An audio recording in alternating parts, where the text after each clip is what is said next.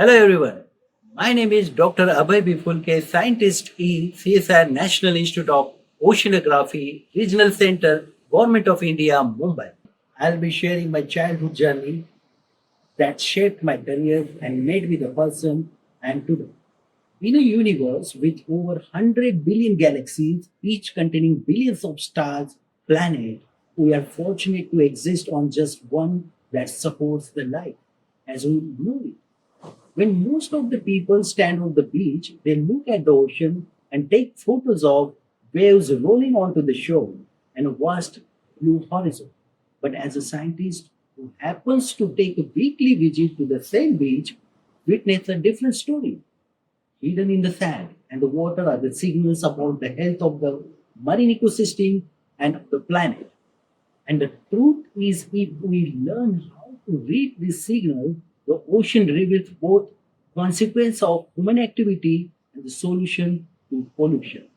But my journey towards listening the nature, toward listening this environment started much earlier, long before my laboratories and the research vessel that we used for the expedition. It began in a small village near the Chandrapur district, Maharashtra state, India. My father was in police force, which meant our family had to move frequently. Life was unpredictable. But it also meant I grew up in a many different landscapes like villages, forests, and towns. As a child, I spent lot of time exploring the nearby jungle. Those forests became my classroom. Curiosity was my guide.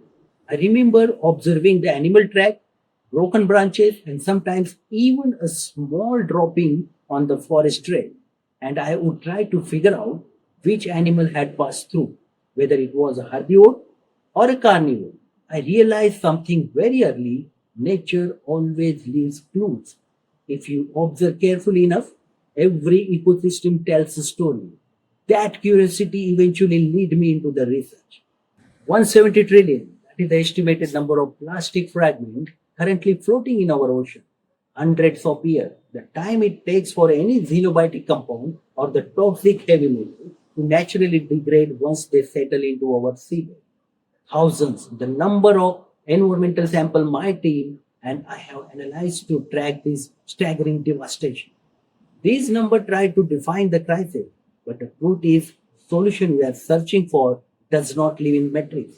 They live in what we choose to observe and what we ignore. Today, instead of observing animal track in the forest, I look for the environmental signals in the ocean. And one of the most important tools we use is the environmental monitoring and environmental impact assessment. Environmental monitoring is essential to check the health of the ecosystem. Just as a doctor measures the blood pressure or heart rate, environmental scientists measure the pollution indicators such as water quality, sediment quality, microbial pollution, heavy metal concentration, and the presence of pollutants like plastic.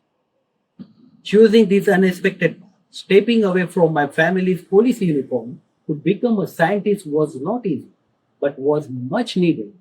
Standing here today, I know those early steps matter.